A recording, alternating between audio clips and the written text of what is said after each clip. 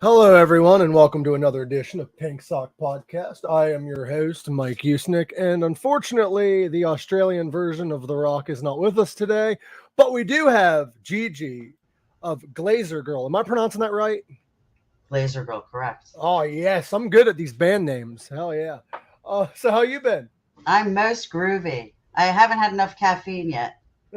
I'm drinking my coffee, even though I already have anxiety problems. I just like to make it worse. I think it's helpful. It is in small portions. It's helpful to my anxiety in small portions, but if you do too much, it's a bit much. You're telling me that you're gonna make street tacos. It's throwing me off. All right, I'm sorry. Go ahead. You're gonna be making street tacos soon. I'm doing what? You said you're gonna make street tacos soon. Oh, yeah. Well, I was talking to my niece yesterday about doing a little street taco Sunday or something. She's not this weekend, but then I was thinking of adding tamales to it, and I haven't done that before, so I'm out calling a lot of people. How do you do that? Oh, damn. Tamales are delicious. You should mail me some if they're still good by the time they get here. Yeah. They're like heavy. I'm trying to decide. There's two different kinds. There's the ones that are the tamales, and then the ones that are the pastelitos, which are where you mash plantains and malanga. I'm not doing that. I think the regular ones, which are masa flour, corn flour, are the root I would take, but I'd probably end up giving away most of them. Yeah, because that's a lot, ain't it? I would think so. I just think it's overwhelming in terms of just heaviness. So yeah, I'm just really creative. I just thought it'd be a fun activity to do with the kids. Well, I can't wait to see how that turns out. But let's talk about your upcoming EP before we get too off topic. I love it. There you are. Okay, you want to talk about what? Your upcoming EP. Just so the listeners know, we're having some technical difficulties that we're working through. You have an upcoming EP called Mothership. Yes. When's that set to come out? I haven't determined when the release date's going to be for Mothership because I'm doing a single at a time at the moment. I think it's better for the public's attention span to feed it into them a little at a time, a taste at a time. See, a lot of bands are doing that now, and that's a smart way to go. Is just give them the singles and then give them the album. Your first single was Amnesia of Me, correct? Yes. And that is about, you told me in the chat, but I'd like for you to tell our listeners what it's about. Okay, well, first of all, the name of the album is Mothership. It's for my mom. She has dementia. She's my biggest fan. She has been rocking and rolling with me wherever I was grooving, whether she was coming to hang out for rehearsals at the house, because I don't have a dining room table. I have amps, mics, PA, guitars, bass. I have all kinds of things so people can play here. Anyway, she would come hang out and do that. I fronted a metal band a few years ago. But the album is dedicated to her. And it was important because she's dealing with dementia. And while I still have her ability to remember who I am and my siblings, I wanted something special that she could remember she's a part of. So the song Amnesia Me is really about the loss of the self. She's in the midst of this process where she's like 10-second Tom and she doesn't really recall the short-term memory. But if you want to talk about New York and the village and where she grew up and the schmata business, she'll talk to you for hours. Artwork, theater. So that song is about the experience that the actual individual going through it is having. We see someone who's ill, and it is an illness. You see a person who's ill, and you don't understand it. And you're like, well, why is this? And how come they're acting that way? Or how, or they've known me a long time. Why is she asking the same question over and over? And we're not recognizing, and that's why this song is for awareness of Alzheimer's awareness, is that they don't know what's going on. They're looking in the mirror. There's a line in the song, look at the mirror. Who is that? She seems thinner. I know the face, but not the place. Perhaps we met before. And it's talking about the self not recognizing the self. Sometimes you're in your old memories and that's where you're at. Or sometimes you go into almost like a fantasy world where you're watching a movie you've always watched. She was watching a spy flick and she called my sister freaking out. How do I get out of the hotel? There are men with guns. And we realize she's meshing with non-reality there. So we had you change your tone of voice and you you speak a little differently and she'll come out of that. But other days she's clear as a bell. So it's about the process of what the person is feeling, going through, whether they're recognizing what they're involved in and what's happening, but also from the caretaker perspective. I'm personally very exhausted today. My mom's in a rehab because she had a spinal cord injury. And it's like, on top of the dementia, you have to relearn how to do certain things. The caretakers, myself, my sister, my brother, the people who help us, you're drained. You're seeing this happen to someone you love, and it's awful. And all she really wants is to come back to herself and go out to see live music and go dancing. My sister would take her dancing. She and I used to go bowling. She goes walking every morning. My mom loves restaurants. We took her to a theater. I mean, these are all good things. But the reality is that her reality has changed. And that the song is really to help people understand what someone with that condition is going through. And also to understand what the people who are helping her, what they're seeing. And I contacted the Alzheimer's Association, and they said, do hashtag music moments, and it brings you to a section in their world as it pertains to artists who have put out music where something, is for awareness of the illness. Mm-hmm. It's not a beautiful illness. It's an ugly, ugly illness. And she's at the beginning part, even though it's been a few years. And it's tough. It's tough for everybody. But you have to imagine what that person is feeling. Do they recognize what's happening to them? Do they not understand what's happening to them? And then there's the moments of clarity where they're angry. Like, why is this happening? Mm-hmm. So that's what the song's about. But at least it's a cool rock song. So if you're not into lyrics and you just want to jam out, then, go for it, because it's a good time. I listened to it before we did this, and it is a very good song. So, and dementia, Alzheimer's, both are not easy illnesses for anyone involved. No. My grandma had, I think, Alzheimer's or dementia, one or the other. And I watched her slowly forget who she was. So I can only imagine what it's like for the actual person, because not only are they losing their self, but they don't remember that they have this illness at the same time. Right. So they have no answer, like you pretty much stated just now. And that's mental illness. Did something just happen? What do you mean? I don't know. I'm looking at my screen like something. I don't have my glasses on. All right, whatever. Oh, no, I hit a thing. I hit a thing. You hit a thing. Don't do that. Thing. Don't hit things. Wow. Yeah. You might hurt that thing if you hit it too hard. So you have this EP Mothership coming out. You have that first single, Amnesia of Me, which is incredible. Then you have another incredible single that came out. Was it The Kingdom? The Kingdom already came out. Yes, it's getting a lot of positive responses to that one. And it's a very different song from the first song. Each song is a story on its own. Each one has its own significance. It's just kind of how it worked out. But yes, The Kingdom is really about getting away from things of the hand. I love stuff. Don't you love stuff? Yeah, I love all kinds of stuff. Okay. Well, maybe less stuff, less technology. There's a lyric video that goes with it, and it's kind of, I don't know, kind of Gotham, kind of dark. But basically, do you remember when like Disney World had the World of Tomorrow, and they had the families smiling, and they're all around their computers, and they're very joyous? Okay, mine's a total like 180. It's more like there's the family, they're all in front of their TV, they're all in front of their computers, but they're zoned into it. Like they have tunnel vision. Like they don't see beyond that. They don't see each other. So a lot of it comes from biblical scripture about, Book of Romans and Book of Job. Essentially, if you bring me silver, if you bring me gold, essentially the kingdom's in ruins and the story is very old.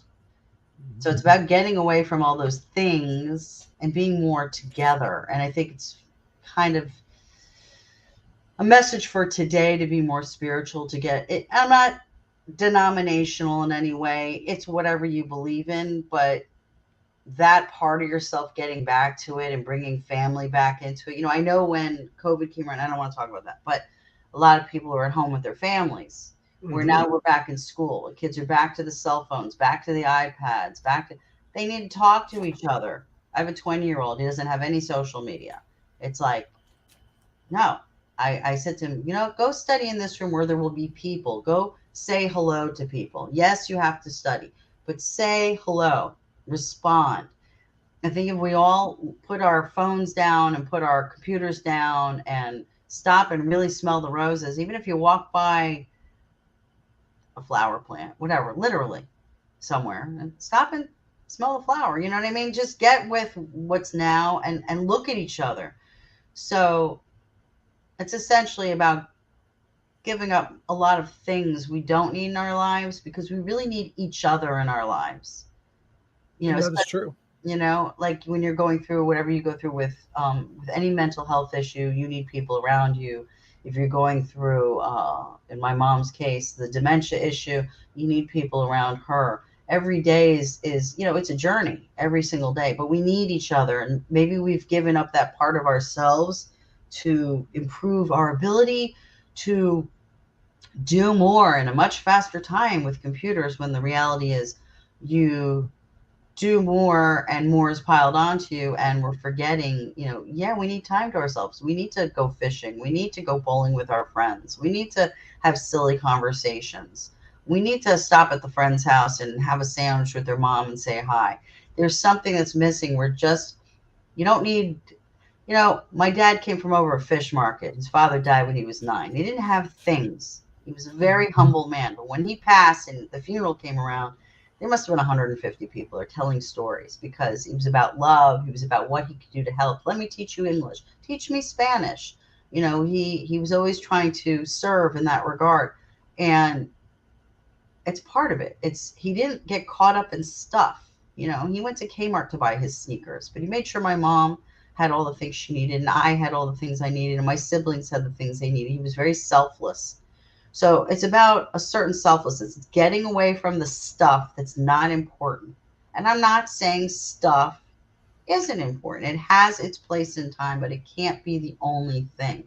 And I think it's best represented by saying the technology, that we need to look at each other and go outside and sit down and, have those moments. Give someone a hug. Self-care is just as important as accomplishing goals and being on social media. Is a problem, I'll admit that, within myself, especially like with anxiety and stuff. When you're on social media and you're seeing all this fake stuff, because people only post the good in their life. They hardly ever post bad. I don't know about that. I see a lot of people cranking out stuff that's going on, and they need prayer and they need help, and they do on social media. But I do want to see more people talk about what's good, actually. Yeah, because that's what I was going to get to. A silver lining. There has to be an aspect to the person that, okay, this is awful, but what is good? What are we getting out of it? What is the lesson we're learning? Mm-hmm. How can we help each other? Yeah, I see a lot of that too. That's what I was going to get to too, is if you already have mental illness problems, the good can sometimes look like bad because, I'm not accomplishing that. Some people will think that way. That's the energy that you put into the universe, and that's what you're going to get back. I'm a firm believer in the power of the word. I believe in like the energy and everything. And like, I'll be honest, sometimes my brain just don't let me be positive. But lately I've gotten better at it. But like, what is your word of advice for people that has mental illness, that has problems with staying positive? I can't put a comment on that, because I was told many years ago, you cannot have judgment until you've walked a day in somebody's shoes. Mm-hmm. I don't want to walk in those shoes, but I can say this: wherever you can find it, whether it's reaching out to a friend and letting them have a chance to tell you something happy. I know that when you say, hey, how are you? You want to say, oh, this is so terrible. Instead say, am I allowed to curse on here? Oh, you can say whatever you want. I was like, I'm fucking awesome. And the responders like this, their eyes get really big. What? Because if you say it, it helps you to believe a little more. You might be having the worst possible day, and someone says, well, let me tell you about my cat, and you're happy, or how are you? I'm great, and it's a sense of disbelief. Mental illness is a real thing. I have friends who have lost everything, financially due to mental illness. and having to start again. And if you're lucky enough to have a partner who really loves you and can work through it with you, it's great. And if you're on your own, finding the inner strength is hard. I can't give a response except to say, try to find if there's something negative, what is positive in it. What is that? This is a terrible thing that's going on. Give me something positive. Reach into yourself and say, okay, I have this good thing. It's like having a daily affirmation. It's very hard sometimes for someone to get out of bed when they feel that way. Anxiety is real. Whether you're taking a medication or you're self-medicating with whatever it is you have to do, or it's exercise to clear your mind, some people just can't get the feet on the floor to put the socks on. So I can't advise. I can only say look deeper and try to find something good. And even if it's awful, what out of that awfulness is still better than what it could have been? It's the only suggestion I can make. I'm not a mental health counselor, and I don't wish this on anybody, but it's real. It's a very, very real thing. And to start over every time is tough. I have friends who've been clean for many years that have been in recovery, and now I have one who's very unfortunately he's in the street, and I'm really upset because I know this person about 15 years, and it's always been a struggle. And getting to those meetings, it's a different thing. It's a different illness, but these are all very real to the individuals who are in the middle of it. And also the thing with mental illness people don't realize is one day you'll be fine. You can get out of bed, you can go do what you need to do. And then the next day, completely different story. You can't even get out of bed. Yeah. And like, I've been very open about my struggles on this show, but like, fortunately enough, I'm able to get myself out of bed and do what I need to do. But I've got friends that like switch to drugs like your friend did and stuff. And it's very tragic. But like, I hope they get the help that they need, because it's a very unfortunate situation. I can't compare it to something like, it's like weight loss. Like, you can't do it until you're ready to do it. It's like, how do I give up carbs again? But, and I'm not joking when I say that. I'm saying when a person is in the middle of that mindset and they don't see it, if they're manic, if they're depressed, if they're anxious, which causes depression, it's a very real thing. And I've seen a lot of it. And we all have those moments when we go through it. And some people have it more long term. Do you change your diet? How do you get to a meeting? I don't feel like doing anything. I got to go to my job. I hate my day. But I think if you try to say positive things to yourself, eventually you'll digest that as being a part of who you are. Mm-hmm. But chemical imbalances are real, and people need help. The thing that I been doing that actually helps a lot of people is meditation. Yeah, I've heard that. But for a lot of people, it's hard, because I think a part of the problem is, for some people with mental health, is they don't realize this, but the reason why they constantly fall into that rut is it's just easier to just let your mental health take over than to fight it. I don't know if it's easier. I think when you resign to it, it's just because you're exhausted from the process. That too. It takes a lot out of a person. Because I know a lot of my anxiety, especially when it comes to being on a stage and stuff, is my whole life I've just not been on stages. I've not really had to put the work in to be on a stage, other than the podcast, which I work hard on. Well, you're on a stage right now.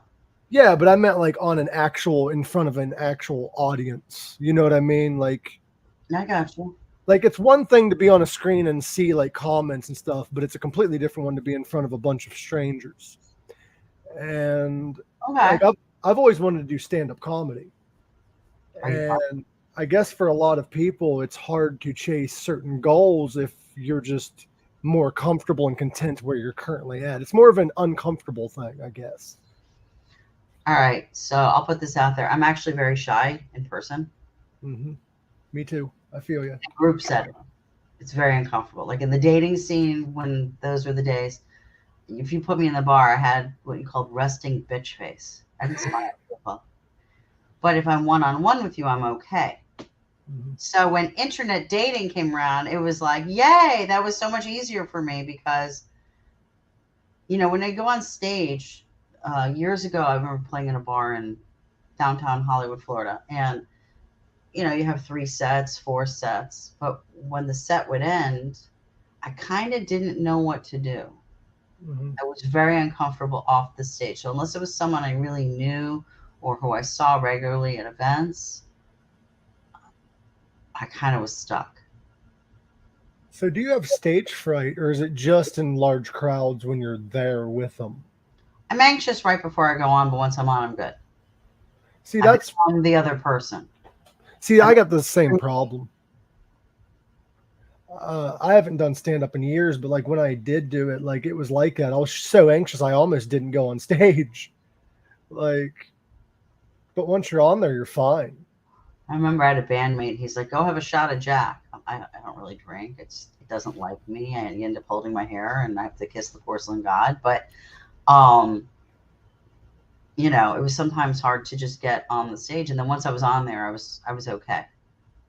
See, that's with a lot of people though. Like you are anxious. I think that's with anybody. You're really anxious until you get on that stage, and that's like with me when I did it. I'm like, I'm glad I did it, but it's nerve-wracking getting to that point.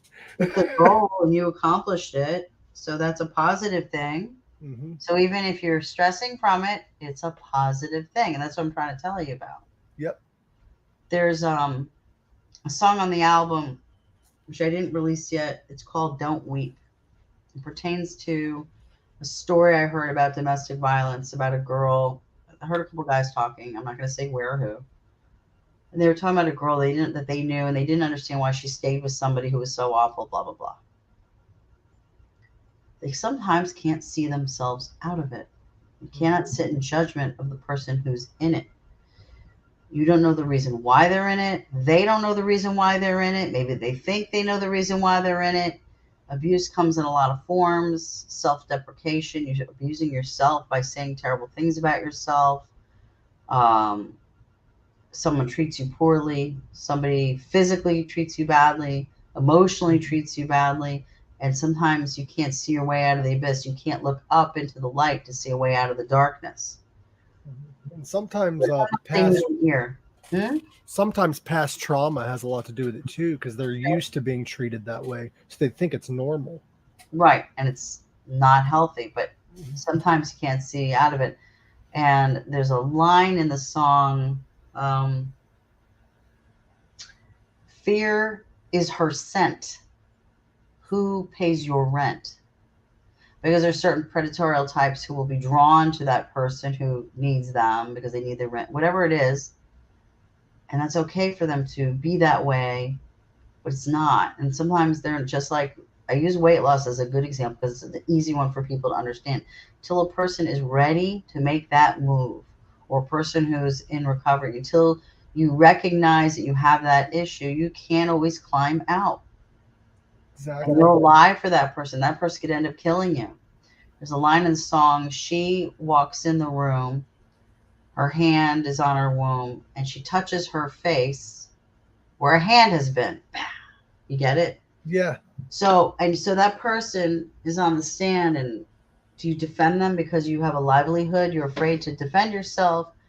But if you don't defend yourself, you could still end up dead. I mean, it's an awful, awful cycle. It's another important area to bring attention to and recognition to, like mental health, like Alzheimer's awareness, like domestic abuse. I don't mean to be dark. I mean, they're interesting songs. It probably is more like I'm very fidgety. I'm sorry. I'm still not caffeinated enough. You're good. Kind of has, to me, I was kind of inspired by Alanis Morissette in the nature of some of the songs she does. But these are real things that people experience. It's like, I want you to enjoy the music. You don't have to be so deep. Have a great time listening. Rock out with your cock out, jam out with your clam out, whatever it is. A friend of mine said that to me about 15 years ago. So I don't know where he got that. But anyway, but if you want to take a listen to what's being said, then it might be more meaningful, and it's either going to direct you or not direct you, inspire you or shut you down. I don't know. I actually enjoy talking. I know that it might be dark topics for some people, but I enjoy spreading the awareness and opening up about things like abuse and mental health awareness and stuff. Because like those are topics that people normally like hide within themselves if they're going through that, other than with their friends. So like you need to be more open about your own struggles so that the society can help you. Society shouldn't be the way of like bottle up your problems like it used to be. We need to be more open about shit. True. And not so worried about being so PC. Yeah, and the thing is like I used to watch all that offensive programming. Okay, I'm sorry. You're on a show called Pink Sock Podcast. I'm not going to talk about that. We're not. I didn't know until you told me on the message what it was really about. I was like, oh. The show isn't about that, but No. that's just my humor bleeding through. Good choice. Yes. Well, you got to be creative when you come up with these because all names are typically taken. Well, you know, Glazergirl came up back in the MySpace days, and I've gotten a lot of flack for that. MySpace, that's a name I ain't heard. Well, my knees are starting to hurt. 2009. God, I feel, you know. Yeah. Did you know that MySpace was actually bought by Justin Timberlake a few years ago, and then he sold it again? Yeah. Oh, I didn't know that. Justin Timberlake bought it, and then he sold it again. He actually, when he bought it, he turned it into a music streaming platform. Yeah, I saw that. Yeah, couldn't get onto my old account. Not that I remember my account number. But yeah, he went ahead and sold it, I guess, to somebody else. But Tom, why did you betray us, Tom? We now have Facebook where they ban people for stupid reasons. God, and they had a picture of Tom. Was Tom real? Yeah, he was a real guy. He was our first friend. Tom actually, he's on Facebook now, I think. But I believe he retired from like social media, like running social media, but he's like on Facebook. And it's still that profile picture of him behind that board or whatever it was. Remember that picture? Why do I remember a white t-shirt? Am I wrong? Yeah, he was wearing a white t-shirt. He had that smile on his face, and he was behind a black, like a chalkboard or something. Probably. Or magic eraser board or whatever. Yeah, something like that. He still has that picture for his profile picture on Facebook, which is like... I have to look for that now. Why are you making me look for things? I try to get away from all that. I find that with music, you know, we're so invested in social media, you forget who's in the room. Yeah. So you hire someone to do it for you. Right? Yes. Well, the thing is with social media is it's a double-edged sword because a lot of my friends I wouldn't still be in contact with if it wasn't for social media. Right. Yet I get too involved into it that it just makes mental health worse. So you got to find a happy medium. I once called a friend I hadn't seen in a long time that we had refriended on Facebook. We just live in different states. And I remember I called her and she was really weirded out by the fact that I picked up a phone and really tried to reach out. So then fast forward to one of my high school reunions and we reconnected and everything's fine. Now I was like, hey, and we've gone out and we all good, go get dinner. But, you know, at first it was kind of picking up where you left off with people was a little bizarre. Mm-hmm. I don't know all the platforms because I just refuse to know all the platforms because that's me just, you know, I don't know. There's so many out there. I don't know what they are. I got a weird list of them through DistroKid. Hey, we're putting your music on this. And it goes like a whole list across. I don't know what they are. Hey, we just connected you with Deezer. I'm like, I don't know what that is. But okay. See, as a content creator, it's hard to stay away from social media. You have to hope at some point you take a break in your day and you actually like see your friends, call your friends, go outside of the room into sunlight unless it's raining. And then if you like that, do that too. See, I don't mind hanging out with people in person and all that stuff, but like whenever I see like somebody's calling me, that I kind of feel for your friend because I'm like, I get anxious because I never get phone calls.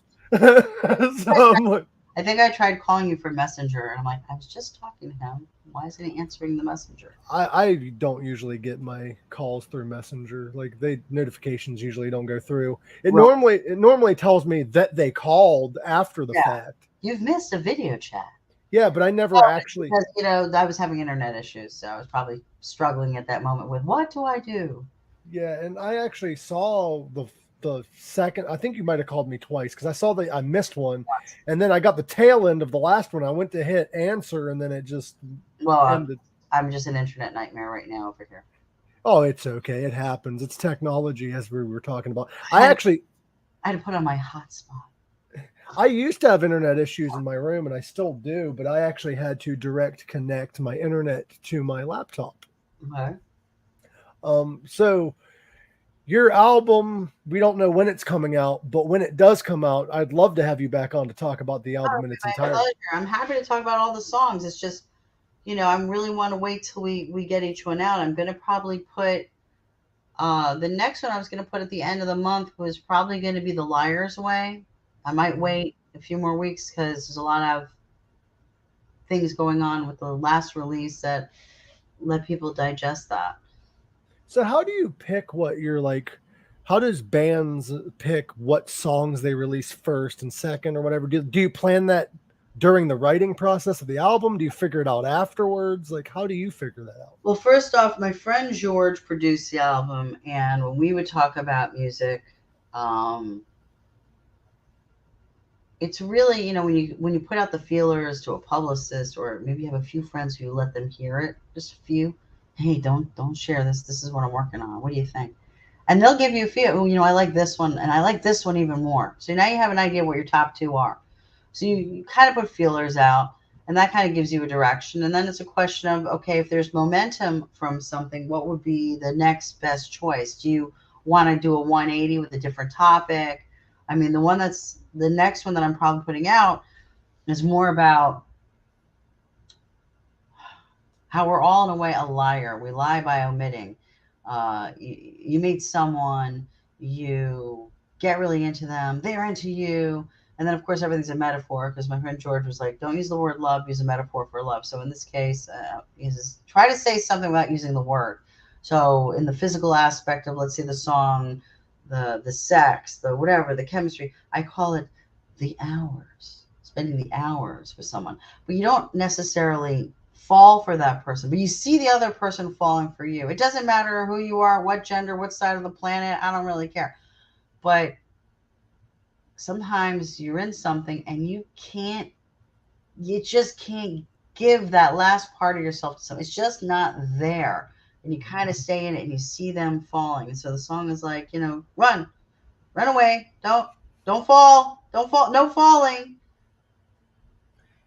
See, like, I'll be honest with And that's a myself total 180 from the other two songs. about the topic about love, which is the hour. I should just say the hour. Well, no, that gets the hours are the shaka. Shaka. Love is love. That's a different, that's the pining. That's that part of that. Sorry, I keep looking down. My cat decided to run by and he did a drive by with his claw, and I'm leaking now. So how many cats you got? Just one or? I have three. Two are really old, and one wandered into my warehouse where I work and rolled up. He was like this big. He was like really tiny, and he rolled up in front of my brother's feet. We worked together, and he looked down. And he's like, "Is that a rat?" And I looked at it because it had a red tail and it was a white cat. I'm like, I picked it up. I'm like, that's a cat. And then that was it. I brought him home. And he's just a mean cat. He's just spirited. I'm not his human. He picked a different human. See, a lot of cats are like that, though. Like, no, I have the best cats. They're all interesting. They have different. I lost over the years. I didn't know if I could have kids, so for me, I had cats. But, they pass over time. I'm not accumulating them. I have things to do. But they're babies, they're old. Like, so one's like 14 and a half, the other's 12 and a half. This one is 1. So I have the next however many years of this really mean cat swiping at me. He like jumps out from under the bed, like, I'm gonna get you, and goes right on the calf, which is what's bleeding right now. We have a cat at this. I live with my parents currently, and my mom has a cat. Pardon me, I have allergies. Go ahead. And we didn't know this until recently. My mom's cat's been acting really strange. She's old, so like the cat's been acting strange. We believe our cat has dementia. That's a possibility. I think one of my cats has Asperger's, and there's actually a book called "All Cats Have Asperger's," and it's for children. It's to help them understand if they are on the spectrum, to understand themselves, that they're not alone. And they do it with a feline perspective to make it seem okay. Which, by the way, I think they're like the next level of evolution. They're so ahead of us. Mm-hmm. Cats are going to take over the world. I'm not talking about cats. I'm talking about people. I'm talking about spectrum. I'm just saying, you know, she might have that. I mean, it's a creature. It's, you know, it's just a different form. It's not us. They have a brain. It's possible. I think I had a dog at one time who ended up with dementia. He kept walking in circles in the backyard. Circles and circles. We actually like Googled it, and cats actually can get dementia, Asperger's, as you said. They also can get Alzheimer's. But the reason why we think the cat has dementia, and I'm not laughing about the fact that the cat has dementia, it's just the things that we realize the cat does is a little off the wall and crazy. What do you mean? One day my dad woke up in the middle of the night. It was like 3:00 in the morning, I think. And he opened up the bathroom door to go to the bathroom. Well, it was already open. Sorry. He went to go into the bathroom, turned the light on, and there's the cat standing on the trash can, shitting on the floor, looking at him. And then it jumped off the trash can and ran away. Did he get poop in the trash can? No. Like stood on the trash can like it would on a litter box and shit outside of the trash can. It's actually really smart. Onto the floor. Yeah, well, he didn't want to see it. Well, maybe you had a dirty litter box at the house, and so he was spiking it. Could have been, but like I hate my litter boxes now that I think of it. I'll be right back. My mom has been cleaning the litter box every day, but her new thing she does is she thinks the shower is where she goes to the bathroom. So you put the litter box in the shower? No, we don't want to do that though. No, I had to find a place for it's a box plus one. So if you have more than one cat, it's 2 litter boxes. Oh, nice. So I have a shower I don't use here, so you cover the drains so it doesn't get. Why are we talking about this? Welcome to my show where we just talk about anything and everything. I told you before you came. We can talk about RVs. Okay, I'm sorry. What? We're not your typical show. We can talk about anything. I love talking to people. We're just a conversation. Okay. Sounds like a plan. But we don't have a spare shower. That's why we couldn't do that. Right. RVs, though, my dream vehicle right now, and it has been for a while, I want to get a van that has been converted into an RV and just live in it. They did that. They did that with the my better half works for an RV company, and I went to one of the RV shows. He's with La Mesa, and they took the ones that look like Dodge Sprinters or those Mercedes vans. I mean, I have a nephew who has a 1974, VW bus that he turned into something you could live in, but like the sink would drain out. You don't have plumbing. It's not like he could use it. But if he wanted to go camping and shit in the woods or something, he could live in that. He could sleep in that. He has a little cooler in there. He has a sink, he has a counter, the whole thing. But if you get like these real vans, you have to go outside to change your mind half the time. But you walk in and they have a little sink set up, and the shower is right in the middle, with the toilet inside of it in the bottom, and the back the seat folds down, kind of like in a captain's van, where it's like a bed.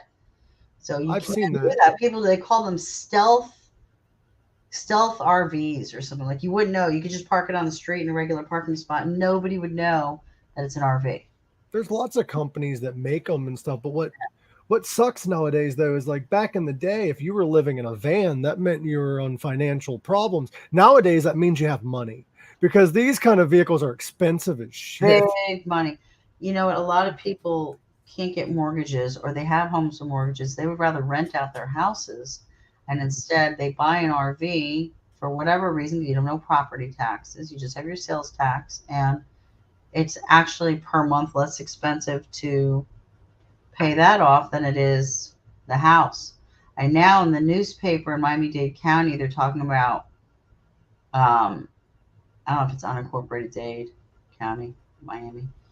People have like their little tiny houses or their sheds in the back or their RV on, whatever it is, becomes a part of the residence, and they're allowed to then rent it out legally. It's just came out like yesterday or the day before. That's interesting. I don't know. Is it? Do I want people in my backyard? I wouldn't want strangers living in my backyard.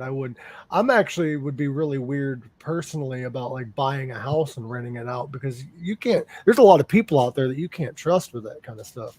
Depends on the house. Depends how you renovate True. it. I know a house where it looked like a clown car. So many people came out of it.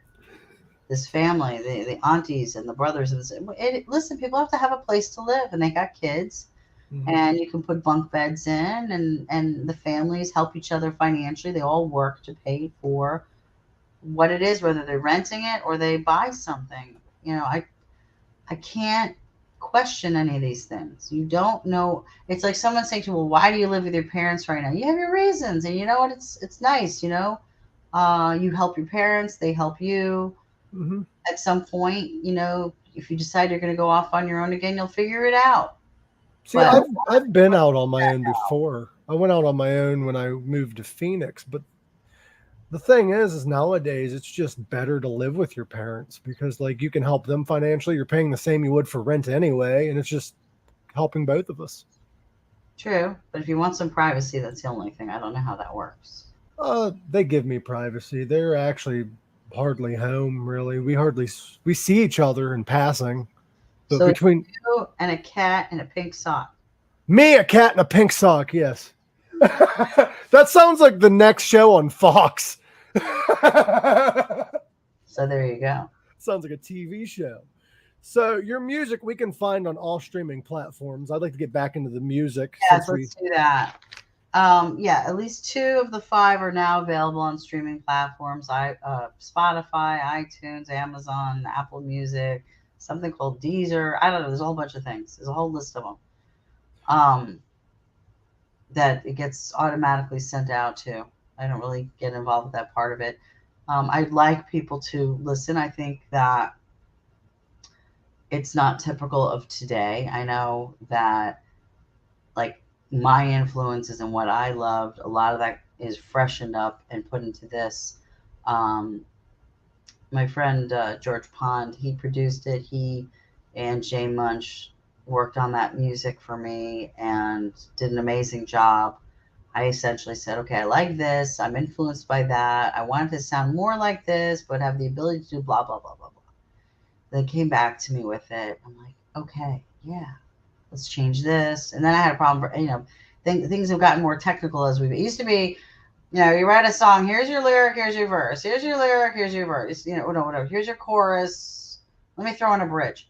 Now it's more like, here's your pre-chorus, your chorus, your verse. There's going to be an instrumental portion separate from your bridge, and then you're going to do another pre-chorus. It's a little more complicated today, especially with active rock, which is where it's towards. One of the podcasters that I'm friendly with for the last few years, Carrie Ann Grove out of the UK, we were talking. She says, well, you're more like modern. I'm like, modern rock from the early 80s? She said, no, just modern take on active rock with a hit of the 80s and the 90s. Right now I'm feeling like I should go and do a little 70s. I don't know. But it's very rocking. And actually the guy who was doing the mixing, Charlie Berezansky, he plays the drums too. He says, I don't know, I don't like that electronic sound. Let me throw some drums in. Let me clean up, put live drums. I was like, that's so cool. Instead of having a sound, because a lot of times you have a lot of electronics. It's different when you're recording as a band. I'm a solo artist. I have an option. I can do music I can hire musicians to work for me and be my own band, or I can do my backing music and sing in front of it. Those are the options I have. It's a question of what I'm doing. Does it sound good? Does the public enjoy it? I have to enjoy it. I have to want to share it with you. And I want you to enjoy it. I want you to, jam. See, I enjoy the music that I've heard. As for live shows, though, like I'm sure a lot of people would prefer like a live band as opposed to backing tracks. But a lot of bands. Oh, I know, but in the pop industry, how many singers do you see out on the stage and you don't even see a band? That's what I was going to say. You know I was what I'm going to saying? Rock takes a different perspective when you're solo. Whether you have somebody sitting at a piano, playing that guitar, or you're just out there and the music is there because it's been prepared. I can't answer for that at the moment. I fronted a metal band about 3 years ago, and it has since defunct. And I'm friends with the guys, and we were talking. We were actually supposed to open at a metal fest in Tennessee in 2020 in front of a small national. And, they kept dropping out and things happened because, COVID, they're going to move the show. COVID, they're going to move the show. Okay, now this one was going to leave. And now all of a sudden, instead of being their opener, now I'm going to actually open the show. And then it all falls apart. So it's just craziness out there. But, live is awesome. It's a totally different animal. It's a lot of pressure to do it. But there's some great music out there that in today's day, just to get it together, you don't necessarily have a live band working on it. You have people who structure the music and create the music, and you come in and you're involved in the decision making on what part of the music. Like, let's say there's a guitar riff, there's a line in the song that just doesn't work with the melody you're trying to put in it. So you say, okay, let's take this out because I'm going to put this in, and all of a sudden it makes sense. And you have to have a lot of support for what you're doing now. It's not just you're in a garage and you're playing. It is. I've played bars. But when you're at this point where you're looking to be next level, I feel you need to be an original artist, and then you have to have very good musicians. Like, it's not just your friend so-and-so who's hanging out. It's really got to be, you need to surround yourself with very skilled musicians, to really bring forth that which you're trying to accomplish. I can't play an instrument. I bought a bunch of instruments. I've tried. I got a keyboard. I got a bass. I got an electric guitar. I got an acoustic guitar. I got drums. I've tried everything, and it's just not. I can hear it. I can tell you what I want. I may not use the right language about it, but I'm just not a physical musician that way. But I will hear something, and I'll know if it's wrong. I'll know if it's right. I'll know if it's off. I can hear it. I know if my key is off or it doesn't match. I hear it. So I'm technically sound, but I can't play a lick. I've tried. I feel you on that. I've bought guitars. I have a bass, like you said. I've picked it up. Like, I can play basic stuff, but yeah, I couldn't. Yeah, I could play chopsticks. So, hey, there's a new sound. The chopsticks. Go to your local Korean buffet and pick you up some. Oh, stop.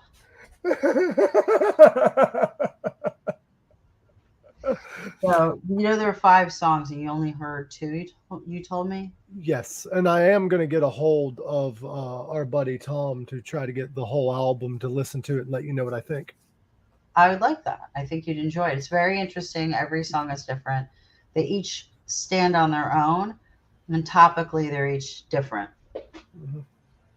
Well, I can't wait to see the releases of these songs. Do you have you have lyric videos, but do you have music videos in your mind? I have one music video for Amnesia and Me, and it actually takes place in my childhood home, and that's my mother in the video. Oh, nice. And I did that for her, and I said when we were editing it and we were talking to people mastering music and doing the videos that it needed to be beautiful because it needed to reflect, while this is a terrible thing, I wanted my mom to have something to look at which had pictures of family in it. She actually talks at the very end of the real music video. We had just taken her to theater that day, and she was commenting, I enjoyed it. I did this, I did that. Because I wanted it to be seen as something, not in memoriam, but now while she's alive, that she could say, oh, look, I did that. And I was in this. And, it shows you in the home and who she is and what it's about in a very loving way while still be a very rocking song. The other version is the lyric video, which for those who like lyrics and want to sing along, I like a single follow the bouncing ball. That they have an opportunity to really see what that's about, or just listen to it because you want to listen to it. I have a lyric video that came out for The Kingdom, which I told you was a little dark, kind of very Gotham. It was done with 3D imaging. Jason Lugo, Jason Keith, he Productions. He did that one. The other lyric video for Amnesia Me is done by Jacob Glover. He's out of Tennessee. Everybody's all over the place. It's amazing. And I'm trying to put together another actual music video for the kingdom, and I haven't gotten to that yet because just putting it together, people are suddenly very swarmed because people are trying to get their music out there. It's like 2020 killed everything. 2022 is exploding with music. And I've noticed that there's a lot of music out. A lot of music. And it's a question, where are you among all the music? What sets you apart? What makes somebody remember you? Are they going to remember you? Hopefully, yes. Are they going to wake? I've had people call me that they woke up singing the pre-chorus and chorus from Amnesia Me. Like they'll wake up and they're saying, lost again, am I lost again? And who are you and who am I? It's like it stays in your head. I mean, you want to have a hook. Mm-hmm. Because you want someone to remember, but it's actually really cool when you listen to what it is. It's a catchy song, and it's beautiful what you did with the music video for your mom. Like, I think that's amazing. Thank you. Like, that's incredible. I would like to have you shout out your socials. I know you're not a social media person, but where can people find you on social media? Facebook as Glazergirl. I'm on Instagram as Glazergirl Rocks. I don't know anything about those. I'm on Twitter and I don't really understand it. Well, any social media you It have throws me, but I'm on Twitter somehow. I do tweet. I just don't really know where I'm getting with that. I haven't done TikTok yet. I have people. This is just beyond me. Well, any social media that you're missing, we are going to put in the description below. Okay. We're going to have a full description. I'm getting really interesting responses. The overseas audience is responding on my Facebook, and I have my regular page, my personal one, or what used to be a personal one became a not personal one, and then it got connected to Glazergirl. And Glazergirl's an old name from 2009 as we spoke. Yeah, MySpace. MySpace. Those were the days. Your profile could have a theme song, a background.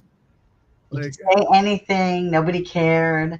Yeah, but you had to know how to do coding because remember, to change your background or whatever, you had to type in an HTML code or whatever. Oh, that's beyond me. I just stuck a picture up there. I don't Believe it or not, I'm smarter than I sound. It's just I don't have patience. I think I'm unofficially not diagnosed, but I might be a little ADD as time goes by. I just have so much going on that I can't keep up with it. And the train leaves the station and then I have to be redirected. It's a lot. I feel that. I think we all have a little small amount of some kind of mental illness within us that we haven't discovered yet. That makes us human. It makes me need a nap.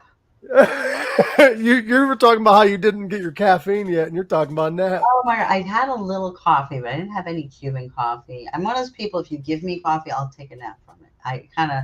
It does the opposite. It doesn't hype me up. It slows me down because I'm usually wired for sound. So, I feel that. Do you feel that? I feel that, but I understand where you're coming from.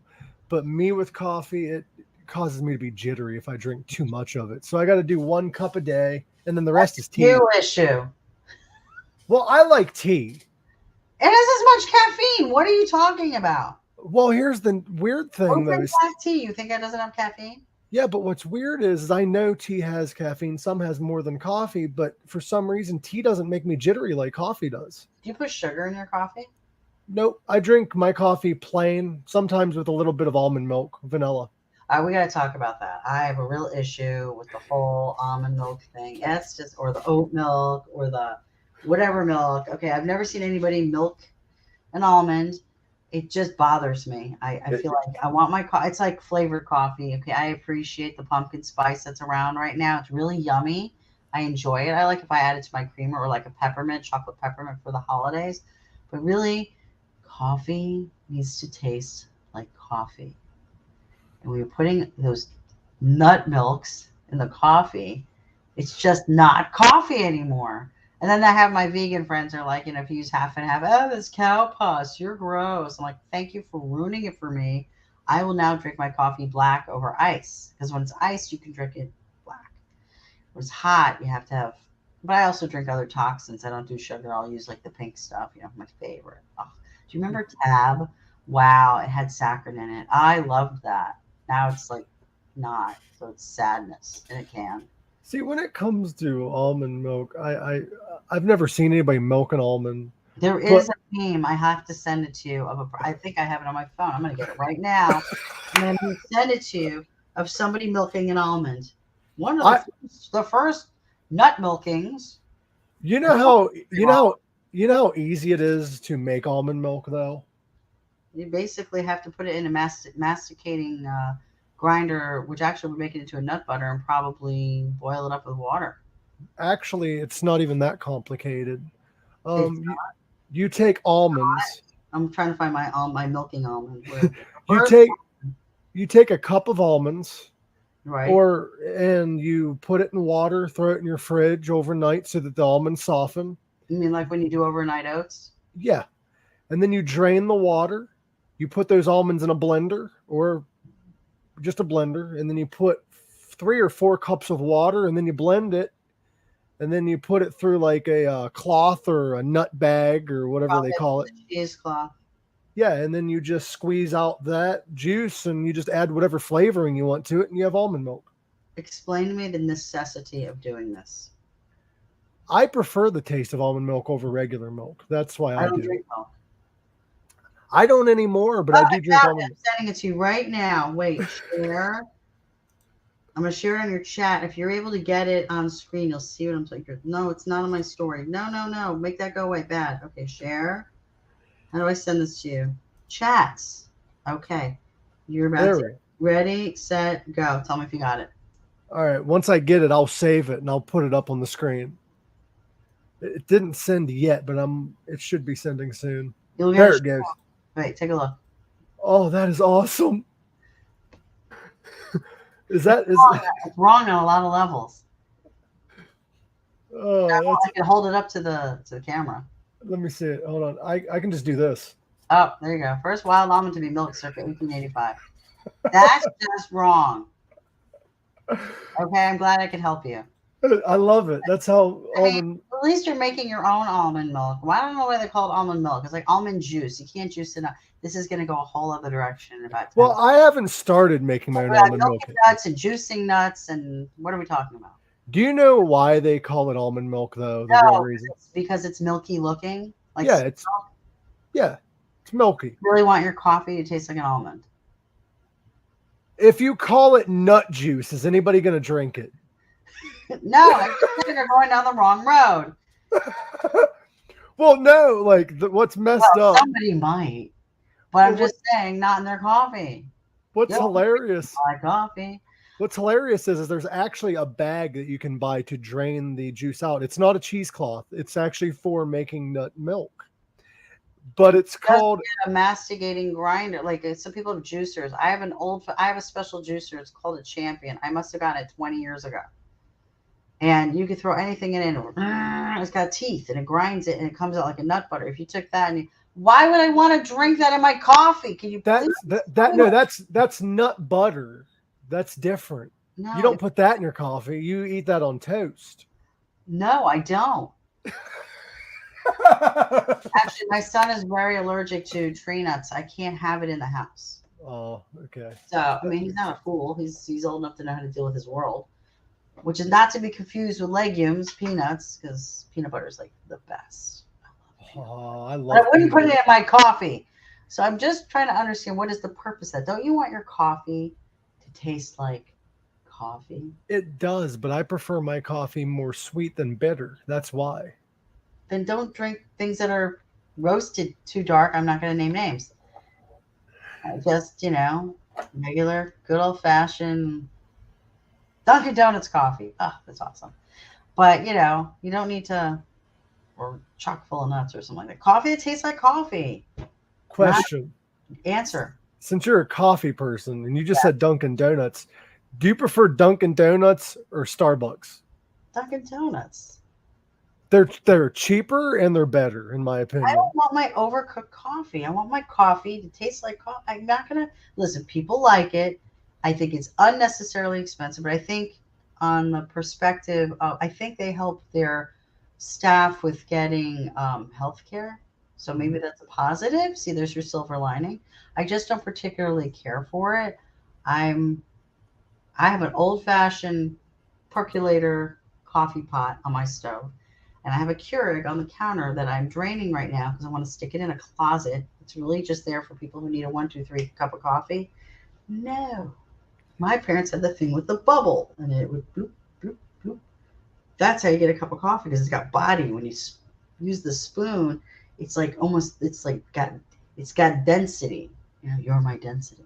It's got density to it. It's nice. Then you put your little half and half or your almond milk or whatever assorted nut juice you want to put in there, or flavored coffee mates. Or I kind of dig the holiday ones. They do the chocolate mint or something in the coffee. That's sometimes really good.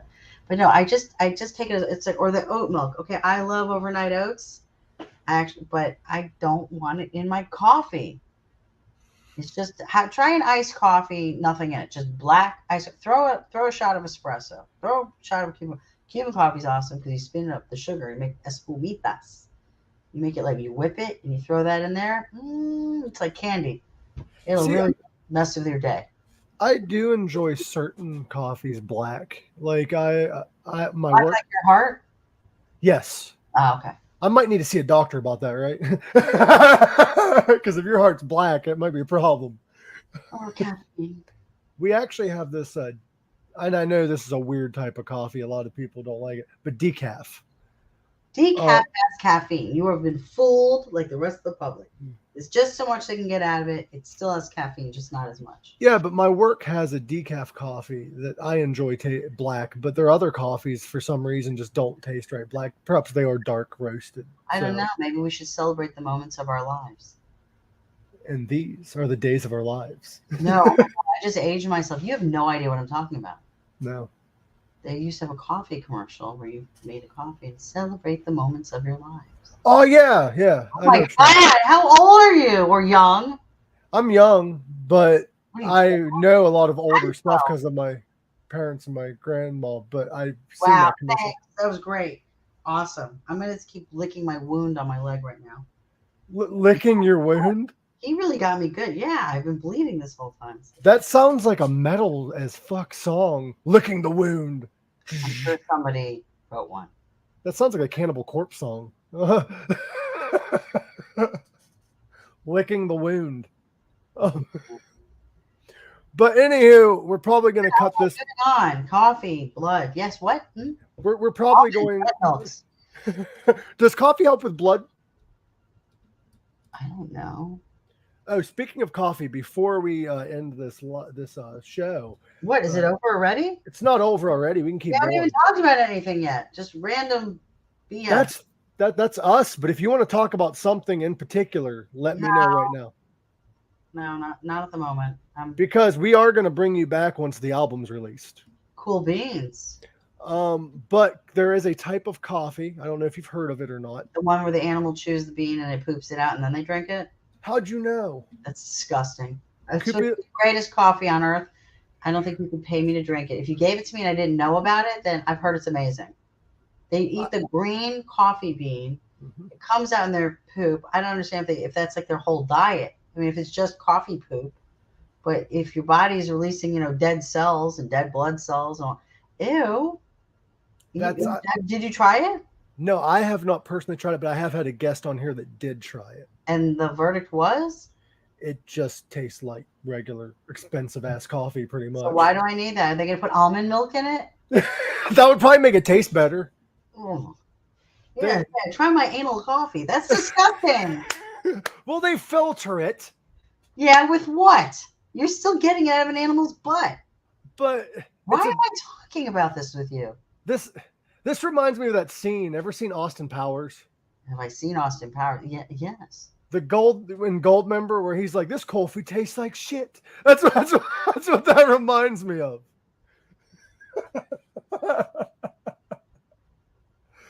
I don't know. It's supposed to be very good, but I'm not doing it. It's $50 a cup. No. There's also I forget the name of it, but there's another company that does it, but it's with elephants. What? I haven't heard that. You're lying. I'm not lying. Come on. It's an elephant coffee. I'm not lying. Why can't they leave those poor animals alone? I mean, the animals are eating them and enjoying the beans. I mean, we're not really. Yeah, I like to eat coffee beans too, but do you want to strain my poop and drink it? They have chocolate covered espresso beans. Let me have a cup of coffee now. No. The answer is always no. This is not a ladylike conversation. What are we doing? Well, I mean, it's a coffee conversation. We're having. Well, I like my coffee a lot. My son is addicted to coffee. It's terrible. He's like he has to have his coffee. He now knows how to make better coffee than myself. My father and my mother always made the best coffee. I think it's because my dad started the pot at 4 a.m. and you drank it all day. Ooh. And I'm sure it had plenty of aluminum in it from the coffee pot. Yeah, and awesome. That's gotta be. And by the end of the day, that's got to be some strong ass coffee. It was. You could put the spoon in it and it would stand on its own. That couldn't have been healthy. No, it was really good coffee. Usually the best stuff is unhealthy. I know. And that makes me sad. That's like I started a little diet because I've never ate healthy my entire life. So I'm trying to eat a little healthier. And then when you start being more health conscious, then you realize how unhealthy everything is. Yeah, I know. Getting away from sugar is like number one on all levels. Sugar, carbs. Sugar means cancer. Sugar affects your sugar.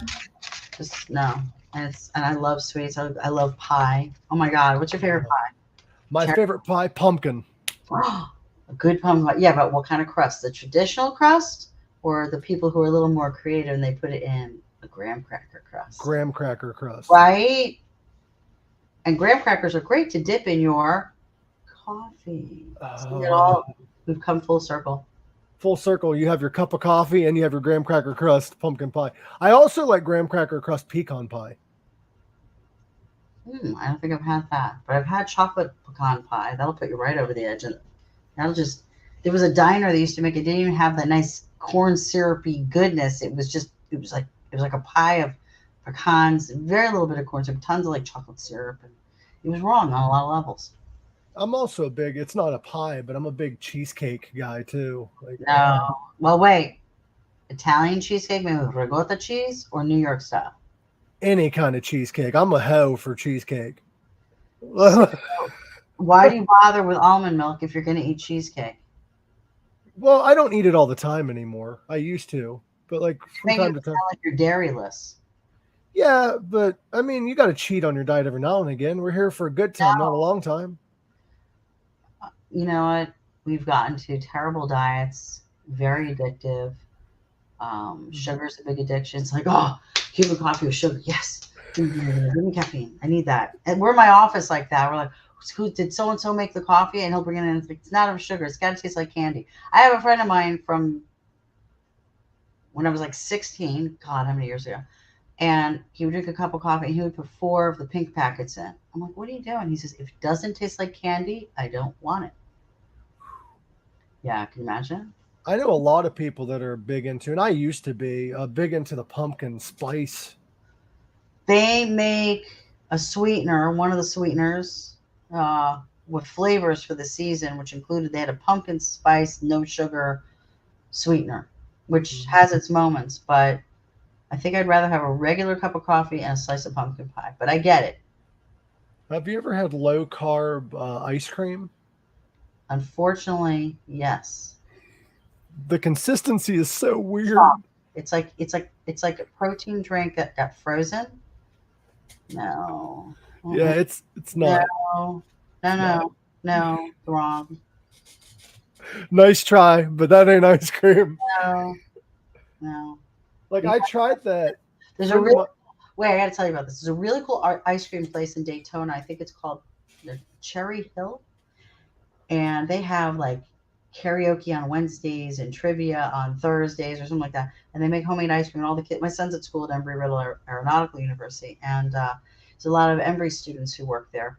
And it's just the coolest joint. They've got vinyl record, the record jackets all over the walls. I mean, they've got Burt Bacharach, speaking of Austin Powers. They've got old SNL posters, everything all over the walls of this joint.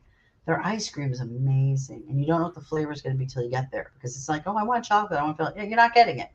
They'll like have coconut, or they'll have like the really creamy chocolate, or they'll do adult flavors. They have like Kahlua ice cream, but you don't know what your flavors are until you get there, and it's like nice and dreamy and creamy, so good. You got my mouth drooling because I know, and now I have to go eat salad because I'm not going to eat the ice cream. See, that's the hard part about starting a diet is you're like, oh goddamn, now like lifestyle change. I did it many years ago, fell off the wagon. I got to get back to it. I used to be in the gym all the time. Just when you're dealing with health issues of a family member and you have responsibilities, it just takes a lot out of you, and you suddenly double stuffed Oreos really are exciting when you make them into quadruple stuffs to dip into your coffee. Pull them apart. That sounds really not good. I know. It's like skip dinner and have Oreos. I don't know. Well, it's hard for me, and I'm not making excuses. I'm just explaining. It's hard for me to start like a diet or a lifestyle change because I've been trying. But where I work around fried food. Do you walk at all? You walk. And where are you? At Wawa? Where are you at? I would rather not talk about where I work just in case. But like I work at like a truck stop, and we have those fried. You probably meet really cool people all day. Yeah, and weird people, but really fun. Like, you know what I mean? So they're not Walmart people, but they're truck stop people. Truck stop people. Road trip people, like me, who come in on a motorcycle and hey. Well, there's either that or you have the people that should probably be locked up. Like that's objective. Be nice. Try to be a nice person. Oh, I am being nice. I'm just saying, like, they're unique. When you're done with your day and you leave that place, before you head home, or when you get home, before you actually sit, because the thing is, once you sit down, it's over. Go for a walk. I have to listen to myself. Go for a walk, get a little sunshine, walk through the snow. I don't know, whatever you got going on. You're in Ohio, right? Yes. So you got apples. You're in apple country. So eat apples. They have very good pectin, very good for your blood sugar. Go for a walk and have your coffee with your almond milk and try not to eat the ice cream. That's all you can do. If you choose one thing to remove from your life that makes you, completely miserable because it's your favorite thing, I don't recommend that. Right. Obviously, you want to have a taste of it. The problem is the control factor, and it depends on how important it is to you. Over time, a lot of things like dementia and Alzheimer's, I think people ate very poorly. There's certain aspects. I'm not going to get into my conspiracy theories pertaining to what's in certain products and in our water and how it affects us over time. But we can only try to eat better now because the damage gets done over 40 years. You can't just stop and change. You can try, but in the book of Psalms, I forget where it is, something about I look at you and you're unformed in the womb. We're like beer. We have a start date and an end date. And you obviously want to live every moment because you don't know what the end date is. But you do have to have a little control, and part of it might be, not the whole gallon of ice cream. just a spoon. But it's not a spoon. The ice cream is like drugs, man. Like you eat one spoon, next thing you know, the carton's gone. No. No. Chocolate cake. Can we not keep doing this? I have to eat salads. Would you just stop? What you do is you hold chocolate under your nose while you eat the salad. You trick your brain. I'll eat a cooked vegetable. I don't like salad. There's something about salad that just seems wrong. What kind of salad dressing you enjoy, though? Making my own. I don't really like using bottle dressing. Occasionally I will. I might have a blue cheese dressing if I'm out. But I like the blue cheese dressing, but I don't like the chunks of blue cheese in it.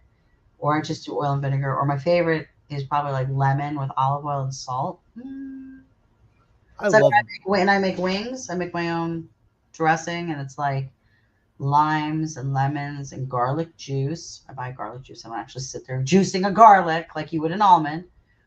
And some fresh oregano and some tahini, which is like a smoked chili lime flake. You drizzle that on your wings that you broiled on a rack so all the fat drips off. There's a will, there's a way. That sounds delicious. Right? Like really good. I know. So you like blue cheese, but do you like other blue cheeses like gorgonzola, or is that too much? I've had gorgonzola on salad, but again, I like a dressing, but I don't like the actual texture of the cheese. Hmm. So I don't want to eat it. So if it's kind of been blended, I can deal with it. But if I have to,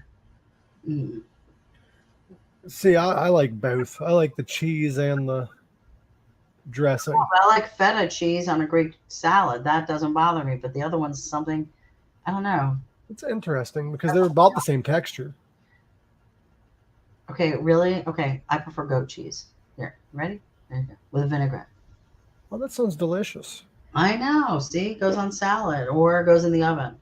Why are we talking? Is this a food thing? I could totally get into like, let me tell you how I make this and that. I'm a wizard. I'm a total wizard in the kitchen. This show is wherever we lead it to. We don't. Okay. We could do this for hours, but I do have responsibilities today. I have to run away. So that having been said, it's been a delight and you've been a wonder. Thank you. It was awesome having you. I'd love to have you back on. Thank you. The links will be in the description below for those that are listening. Cool beans. They're going to be in the description below, and go check out Mothership whenever it gets released. We will actually keep you updated on the release date. If you let me know, I will post it. Absolutely. But you can grab at the individual songs as they come out, enjoy them, chew on them, listen to them, dance them, have a good time with them. Is there any shows or anything coming up you'd like to promote? Not right now. Not right now. This is all very new. It took a couple years to put this together, and I'm really just trying to stay focused on the process before I get into that. Okay. Just keep me updated, and we can schedule you in again for a further show. Okay. It was nice talking to you, and as always, everyone, remember, live long, rock hard, and go check out Glazergirl.